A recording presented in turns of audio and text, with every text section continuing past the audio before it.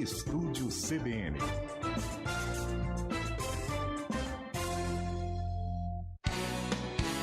CBN Vida e Aposentadoria. O INSS, que você sabe muito bem, o Instituto Nacional do Seguro Social, decidiu limitar o pagamento de auxílio-doença em caso de prorrogação. Agora, existe um período em que o benefício pode ser concedido dependendo do tempo de espera para agendamento da perícia médica. E claro que seguro-doença é uma grande preocupação não só para os funcionários, mas também para os empregadores. E esse é o tema de hoje aqui no quadro Vida e Aposentadoria. A gente recebe a advogada especialista em direito previdenciário, Adriana Zanardi. Doutora Adriana, muito boa tarde. Obrigado por estar com a gente mais uma vez aqui no Vida e Aposentadoria. Boa tarde, Marco. Boa tarde, Tayla. Eu que agradeço pelo convite mais uma vez. Começar perguntando, né? Quando se fala de limite, não é bem assim a história, né? A questão, por exemplo, Exato. a gente sabe que quem precisa renovar, entre aspas, o auxílio-doença, ou precisa passar por uma perícia para voltar a trabalhar, muitas vezes não consegue agendar. O INSS teve greve há pouco tempo atrás, né? Então eu queria que você explicasse para a gente que esse limite não é tão limitado assim. Na verdade, quando a gente tem alguma pergunta de previdência, a maioria delas a resposta é depende. Então, tudo depende de muitos aspectos e muitas questões. Vamos só relembrar uma situação aqui, nessa situação do Ateste-Med, que foi um programa criado pelo INSS para tentar fazer aquele enfrentamento da fila, né? Porque os benefícios aumentaram muito, né? Principalmente da pandemia para cá e principalmente os de auxílio-doença. Então, criou-se isso lá, né? Na pandemia, como ninguém podia se deslocar, podia ter atendimento presencial, enviava a documentação online pelo site ou pelo aplicativo e tinha lá o seu benefício deferido ou não. E naqueles casos em que o INSS entendia que seria necessário uma perícia presencial, marcava a presencial e avisava o segurado. Então, isso foi regulamentado por esse programa Ateste-Med, agora que se chama, tá? Então, a solicitação é feita lá no site ou no aplicativo e vai ser só com análise documental. Originariamente, não poderia haver prorrogação do benefício pelo Ateste-Med. A pessoa teria que pedir um outro benefício. E o prazo máximo de afastamento lá era 180 dias, tá? Não poderia ser por mais tempo. E aí, o requisito era, a documentação tinha que estar ok. Os documentos médicos tinham que conter serem pelo menos datados de menos de 90 dias da data em que a pessoa estava pedindo, ter o nome completo do segurado, a data estimada desse período necessário para recuperação da saúde, né, no caso do auxílio por incapacidade, assinatura e carimbo do médico e informações sobre a doença, o detalhamento, um relatório médico, desde quando que essa pessoa está doente, se a situação vem se agravando ou não e qual é a indicação do CID dessa doença.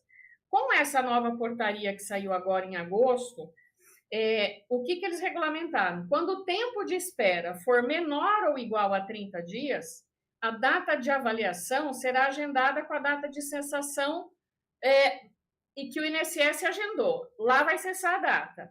Se for maior o período de espera, aí o benefício vai ser prorrogado por 30 dias sem nova avaliação. Vai ser uma prorrogação meio que automática, tá? Mas o que ocorre, gente? Nessas questões de pedido de auxílio por incapacidade, muitos casos a pessoa faz sozinha, que é o natural, e esse pedido ele fica lá no sistema em análise.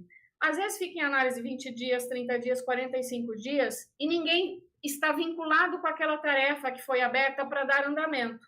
Então, vou dar aqui uma dica nessa questão dos prazos, né? Fiquem atentos, os segurados que fizerem esse tipo de pedido de benefício, por quê? Passou um prazo aí de 30 dias, não andou o pedido, entra em contato pelo 135 da Previdência Social, diz o que está acontecendo e a pessoa vai ver lá se tem algum acerto para ser feito. Normalmente, eles chamam essa tarefa de acerto pós-perícia. Mas se é um caso que vai ser uma perícia documental, não seria exatamente isso. Mas é um acerto que pode ter problema com dado cadastral, problema com algum documento que ele enviou. Então, a demora pode estar vinculada a esses problemas. E isso tem que ser verificado para ser normalizado. Então, essa limitação que o INSS também coloca dos prazos é justamente para também evitar fraude, né, gente? Vocês sabem que o INSS é muito visado na questão das fraudes. Então, para pessoas que estão afastadas há muito tempo e só vai prorrogando, tem uma hora que precisa colocar um limite, e aí a pessoa tem que ser chamada lá no INSS, ou por perícia presencial, enfim, para poder resolver a questão. Doutora, boa tarde. Então, mudaram Boa todas tarde, essas Thay. regras, né, que você explicou para a gente. Agora, por que que o INSS coloca esse limite, né, nos seus pagamentos, né? Por que que essa mudança aconteceu nesse momento? Então, justamente para evitar essa questão de fraude, porque principalmente agora, porque é tudo documental, análise, não tem perícia presencial, exceto em casos muito delicados em que o INSS vê que o documento não atende os requisitos, ou que talvez é uma situação mais delicada, ele vai marcar essa perícia. Então, esses prazos são colocados justamente para conceder o benefício mais rápido. Por um lado, ele está tentando agilizar o pedido, mas coloca a limitação por conta dessas situações. Inclusive, nós temos atualmente uma nova operação aí que foi divulgada dias atrás, né, acho que foi no mês passado, que para quem está afastado há mais de 2 anos vai ter um pente fino, né, que a gente chama, para rever esses benefícios. Então, os segurados vão ser chamados lá. Aí tem que procurar ou o INSS diretamente ou um profissional especializado para saber se realmente aquela pessoa tem ou não direito de continuar afastada.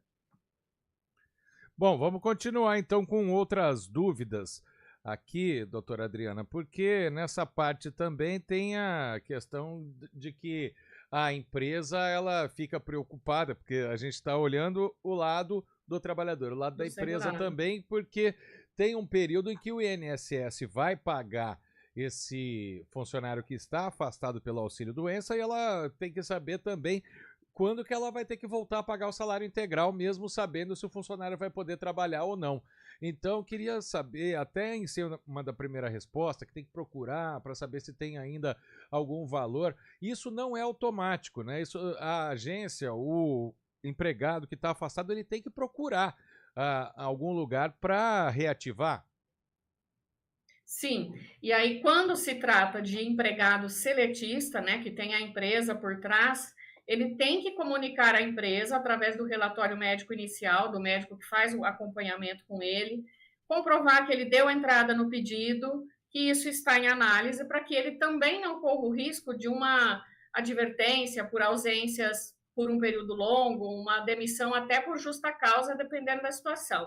Então, é muito importante que esse empregado comunique o seu empregador de todos os atos que ele está praticando em busca desse benefício previdenciário.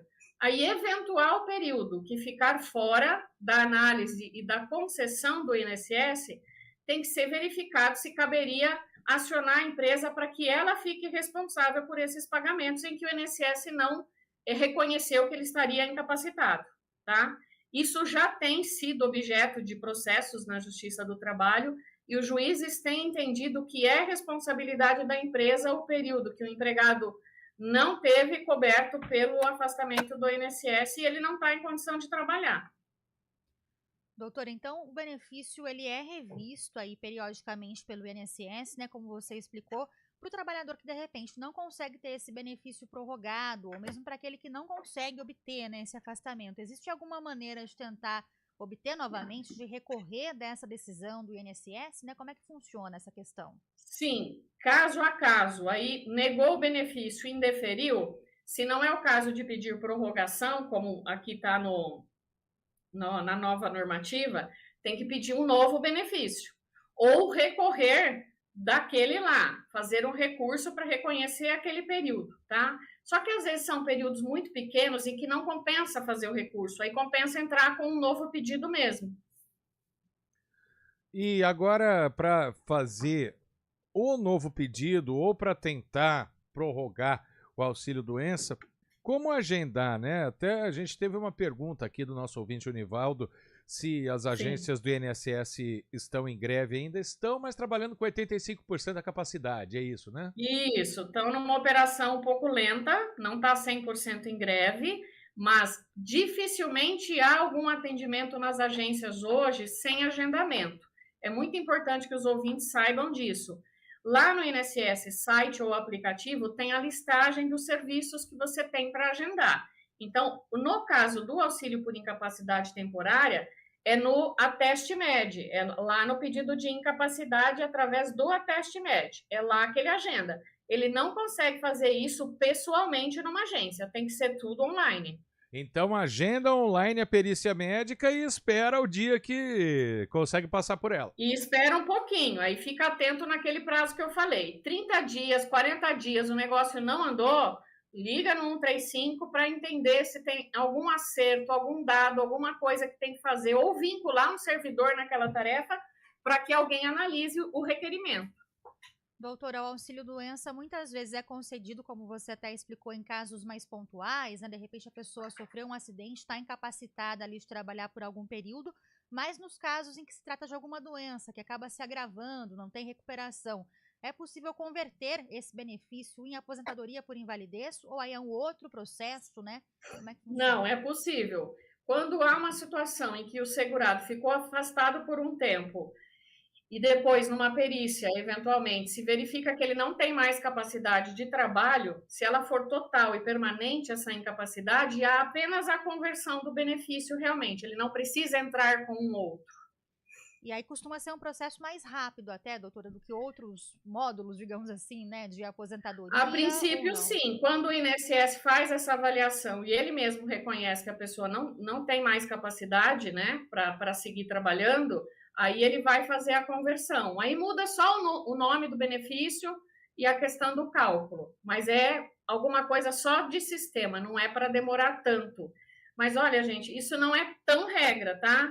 Porque é muito difícil essa coisa de estabelecer prazo para que as coisas aconteçam. O INSS tem os prazos dentro da normativa dele, mas dificilmente cumpre pelo volume de requerimentos.